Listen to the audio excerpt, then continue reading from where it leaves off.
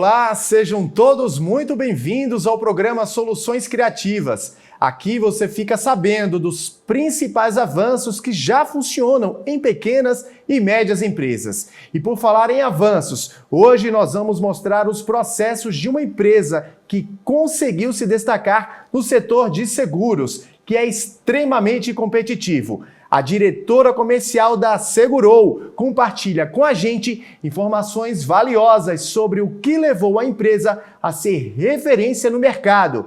Vamos ver! Em 2019, a gente identificou que tinha muita oportunidade no mercado de seguro, até porque é o mercado mais tradicional, e a gente já estava acompanhando toda a evolução tecnológica que vinha acontecendo no mercado em termos de vendas digitais. Identificamos que tinha um boom aí neste mercado, neste nicho de atuação, e migramos toda a nossa operação para o modelo digital.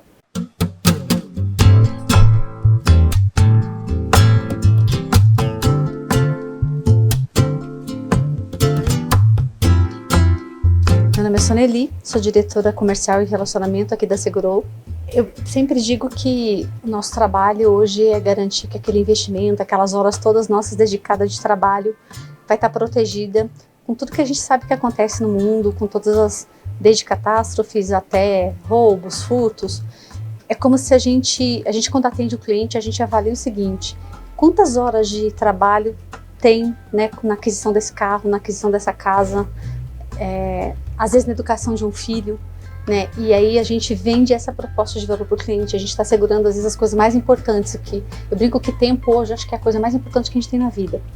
E quando a gente fala dos nossos bens, tem o tempo nosso apropriado para isso, né? Que quantas horas a gente trabalhou, quantas horas a gente se dedicou para adquirir aquilo.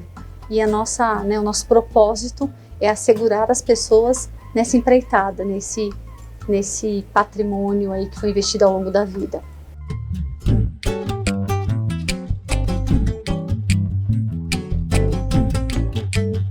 Hoje, pela Segurou, a gente consegue ofertar qualquer tipo de seguro via site, então você pode fazer pelo site e até de uma forma 100% digital.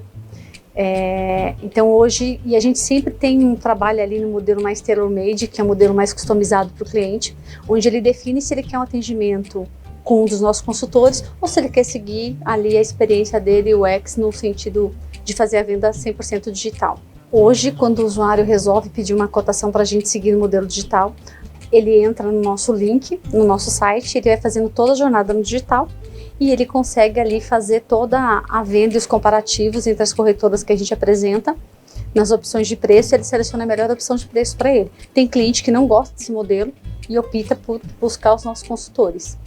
Atualmente, nem todas as corretoras conseguem oferecer para o mercado essa opção do seguro digital, né? E eu acho que até faz sentido não ser a gente ofertar dessa forma, porque tem cliente que ainda prefere ali o contato, tirar dúvida com o consultor, entender até pelo número de fraudes que tem no mercado, né? Mas a gente consegue ter as duas opções. Aquele cara que já conhece a nossa empresa, já sabe da nossa marca e ele pode seguir toda a trajetória dele no dígito para fazer o contrato, ou aquele que ainda prefere tirar dúvida, ter certeza se as cotações que estão sendo apresentadas lá no digital são as mesmas que ele teria conversando com o nosso consultor, né? Tem muito disso entre os consumidores também. Então a gente tenta transitar nesses dois universos, mas a gente entende que daqui para frente a tendência é que as pessoas sempre procurem sempre os canais digitais, é exemplo de todas as empresas que vêm seguindo, que vêm crescendo nesse mercado.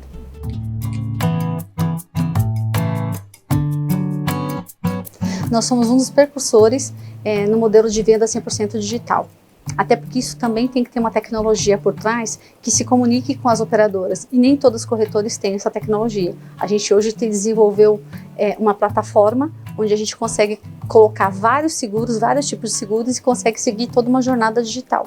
Isso precisa de conexão, de APIs abertas junto com as seguradoras. Então começamos a desenvolver software, contratamos nossa própria área de tecnologia, desenvolvemos sistemas que nos permitiam fazer toda a venda no modelo digital de seguros, que era uma coisa inédita até então para o mercado.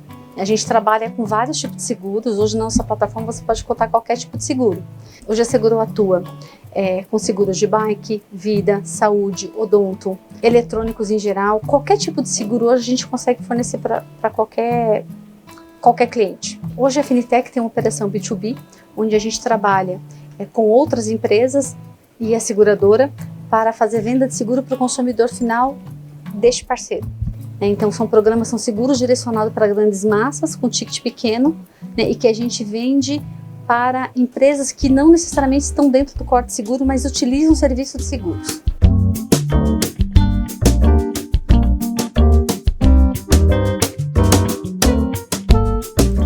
Hoje, para mim, um dos maiores diferenciais, né, é a questão da liberdade que a gente tem entre entrar, sair, argumentar, dar uma ideia, contribuir, poder dar opinião, né? Então, nosso CEO está sempre ali muito disponível, né? E impulsiona a gente a estar sempre olhando para fora, que eu acho que é mais interessante, porque na era que a gente está, né, se a gente desenvolve alguma coisa que a gente acredita que é maravilhosa, a gente deixa de olhar para tudo que está acontecendo no mercado. Então a gente aqui é sempre estimulado a estar sempre olhando para fora. Então sempre fazendo testes, sempre testando possibilidades, sempre avaliando se existem outras oportunidades, se já tem alguma coisa desenvolvida diferentemente no mercado. Então a gente está sempre com esse viés de o que está acontecendo de novo lá fora. E essa liberdade de falar, de trocar, de discordar, eu acho que isso tem como consequência aí uma felicidade dentro do corporativo quando a gente tem o perfil de ser um profissional independente, de ter as ideias expostas, de ter as ideias ouvidas. Isso faz muita diferença. Tem uma parte do seguro que é muito técnica e que aí deixa a gente às vezes um pouco amarrado na contratação com o mínimo de experiência. Mas a gente tem buscado trazer em outras áreas, em outros segmentos, pessoas que inclusive que não sejam do mercado segurador. Porque a gente entende que tem muito vício de mercado, né? Às vezes a gente já vem com um padrão do mercado de que só isso é possível, justamente pelo tanto que eu conheço esse mercado. Então a gente sempre tenta buscar alguém que, se eu estou trazendo alguém aqui para afinidades, que ele venha de um outro mercado para chegar aqui com uma cabeça aberta e pensar o que eu posso fazer diferente nesse contexto. Então esse olhar sobre outras óticas, sobre outros aspectos para a gente é importante. Até para o nosso posicionamento aí, de buscar sempre inovações, de pensar em coisas novas, coisas mais inusitadas dentro do mercado.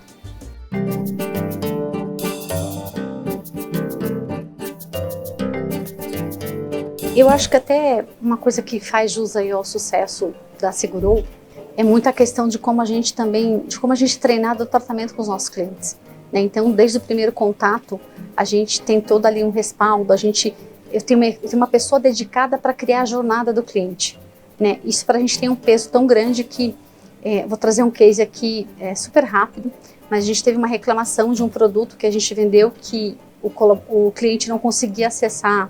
Ele estava pedindo cancelamento no canal errado, né? E ele fez uma reclamação para a gente sobre isso. E aí nós enviamos para ele, explicamos para ele que ele estava com o canal errado, solucionamos o problema dele, fizemos a devolução desde o período que ele tinha pedido cancelamento e enviamos para ele lá em Manaus, né, uma caixinha com Talks Café, que era um bate-papo com o CEO, pedindo desculpas pelo inconveniente e agradecendo ele, né, pela confiança. E foi um resultado super positivo, ele super agradeceu, disse que não esperava, né? E eu gosto de falar desse case porque o ticket dessa venda era um ticket baixo. Mas o problema não é a questão do ticket, é como a gente trata um cliente que talvez foi mal atendido, que talvez não gostou do atendimento, que teve algum tipo de problema. Hoje a gente acaba passando um pouco para os nossos colaboradores a questão da importância do bom atendimento, a importância de entender até do que você está cuidando daquele cliente, né? Qual que é a importância de tratá-lo bem, de dar um bom atendimento, de dar uma resposta certa e de cuidar, né? A gente sabe que o mercado está cheio de ofertas de seguro, e o que segura, às vezes, o cliente com a gente, além da tecnologia que a gente oferece, é também o tipo de atendimento. Então, nós somos aqui treinados e condicionados a dar esse suporte, a dar esse bom atendimento para o cliente, né? Então, a gente tem processo de ouvidoria das ligações, a gente tem processo de treinamento, pelo quais as equipes passam falando de como a gente atende o cliente, entendendo as regras do produto, porque atender bem o cliente também não está só no quesito do cuidado, mas de entender o que você está vendendo para não fazer uma venda errada. Sou Camila, sou do setor comercial de vendas, Seguro Alto. O meu trabalho aqui na empresa é trabalhar com seguros de auto. Então a minha função é captar clientes e fazer a venda do seguro para o cliente. Não é difícil vender o seguro da Segurou, é algo bem simples e prático porque é online. O cliente ele entra no site da Segurou, faz o cadastro, ele vem para a gente. Então é um cliente que ele já sabe o que quer. Basta a gente mostrar as condições comerciais daquilo que ele busca, com condições diferenciadas também, que é o grande diferencial da Segurou. O que eu acho dessa tecnologia? Super inovadora. traz muita facilidade no nosso dia a dia para captar novos clientes, né? Trazendo assim uma liberdade para a gente também. Não é algo robótico, é algo que facilita para a gente também. A gente mantém a nossa credibilidade com o nosso posicionamento nas redes sociais, o nosso posicionamento no mercado, a transparência que a gente tem nos nossos sites, das nossas informações e a comunicação que a gente mantém ali constante com o cliente. Sem contar depois da jornada do cliente que a gente cria a partir do primeiro momento que a gente entra em contato com esse cliente. Então ele ligou aqui, ele não quis o seguro, ele não vai ficar lá, não é um cliente que a gente vai descartar. A gente vai manter ele na nossa base, a gente vai manter ele informado do que está acontecendo no mercado, com informações de seguro, informações de sinistros, informações de oportunidades.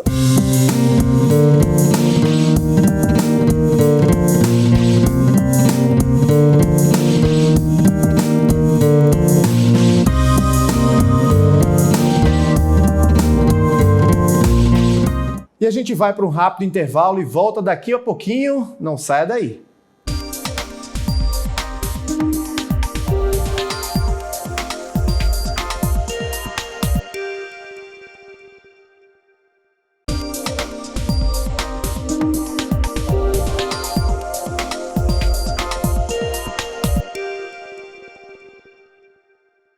E nós recebemos aqui nos nossos estúdios o gerente adjunto de inovação do Sebrae Nacional, Paulo Pupim. Seja bem-vindo, Paulo. Eu que agradeço. Muito obrigado pelo convite, Bruno. Paulo, uma história de sucesso essa que a gente acabou de assistir, né?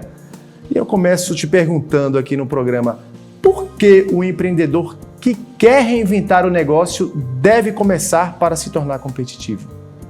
Primeira coisa que eu acho que ele tem que fazer é ver o que de fato é a dor dele ou do mercado dele.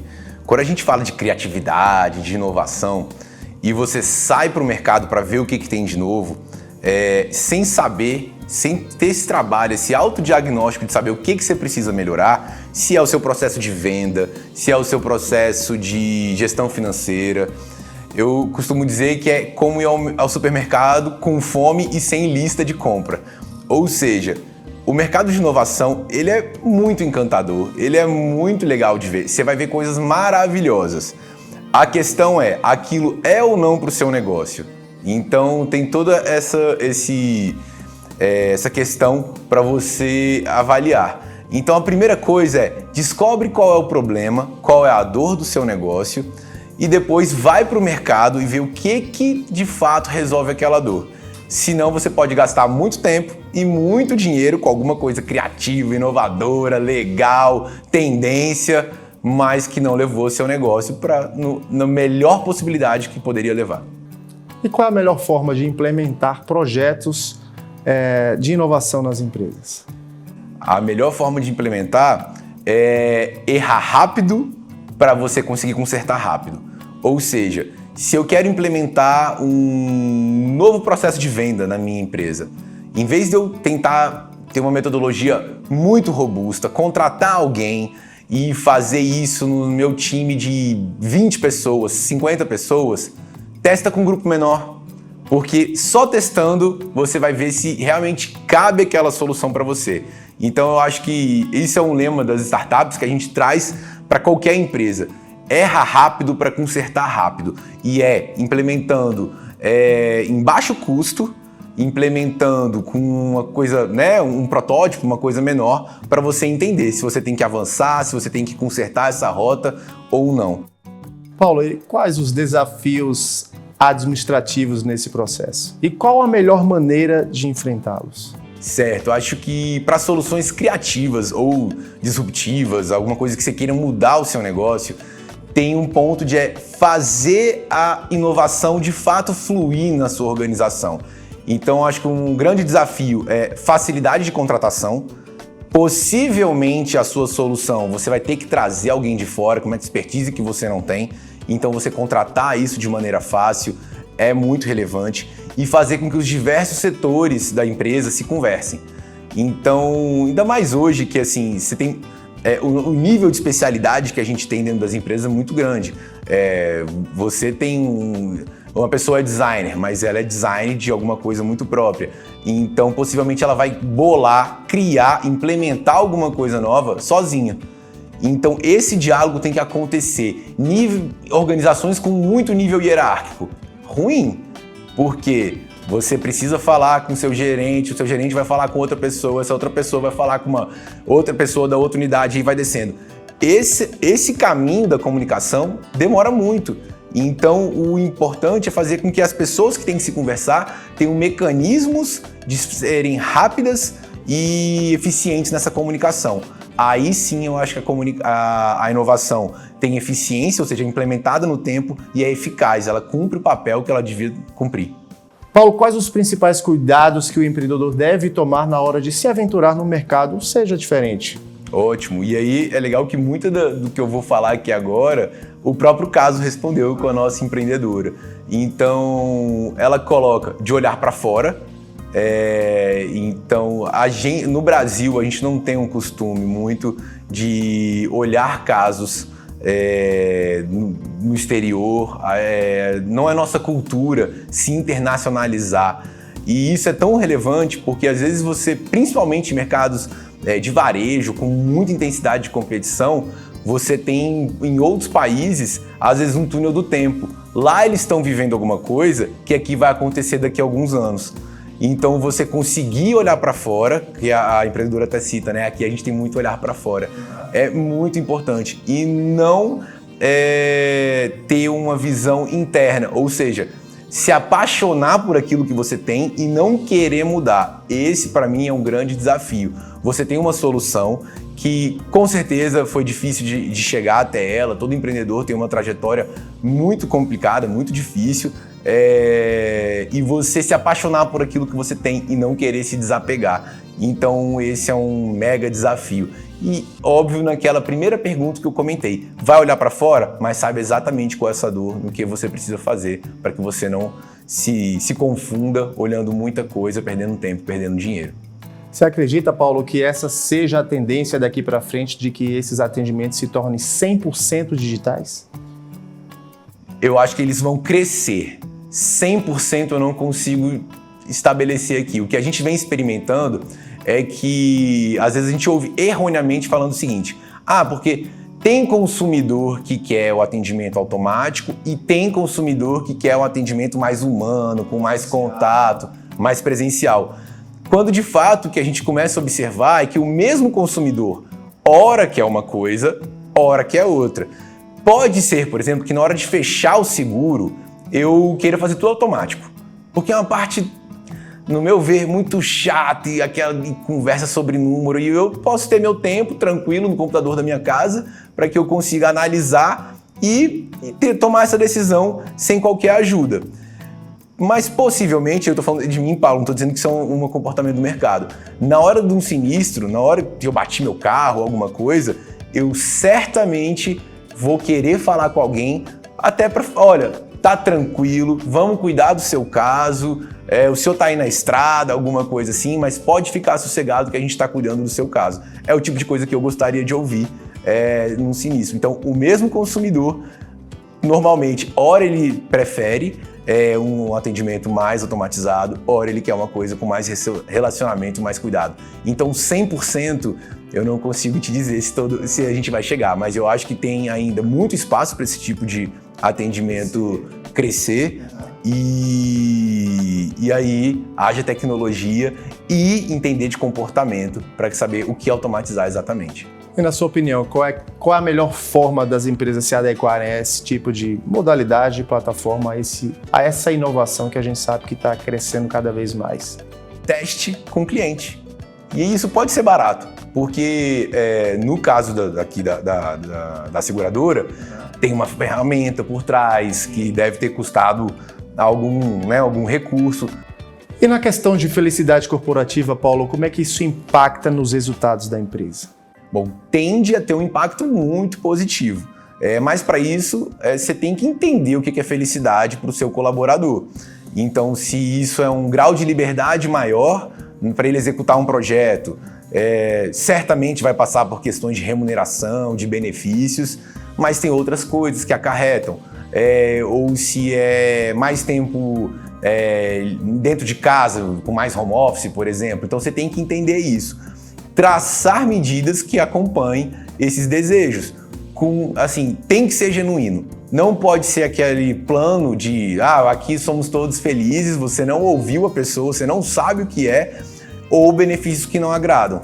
Então tem que ser extremamente genuíno nisso para você conseguir algum resultado positivo. Senão dá mais raiva, dá mais ódio, né, de uma empresa dizendo que ali tem funcionários felizes quando você sabe ali veladamente que não está sendo tratado assim. Então, primeiro, conheça exatamente quais atributos são valorizados pela casa, quais a direção de fato quer tratar, e aí trace planos que realmente conduzam naquele tipo de comportamento. Paulo, e que dicas você nos dá para quem realmente quer empreender, para quem quer seguir esse ramo aí de seguros? Certo. O primeiro passo que eu acho que tem que fazer é uma pesquisa sobre o mercado. E aí o que eu aconselho?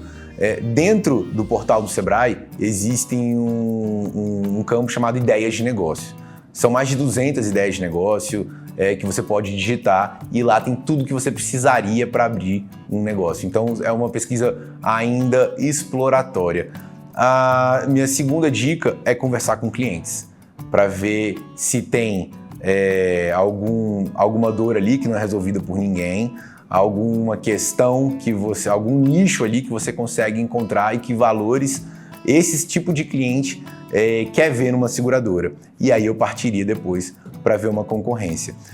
No Sebrae, todos esses primeiros passos, você pode buscar um atendimento, seja presencial, seja no nosso 0800, seja de forma online. A gente pode construir um plano de negócios com um consultor especializado, tanto para construir o plano quanto no setor. Então, para mim, acho que essas são as dicas fundamentais. Exploração do mercado e depois uma busca mais profunda com um consultor. No site do Sebrae, no portal, tem uma parte de EAD. E aí, o que eu acho incrível, desde essa parte de como elaborar o meu negócio, como é que eu faço para gerir meu fluxo de caixa, importantíssimo. Como é que eu monto meu preço de venda, quais são as formas de eu montar o preço, são várias formas.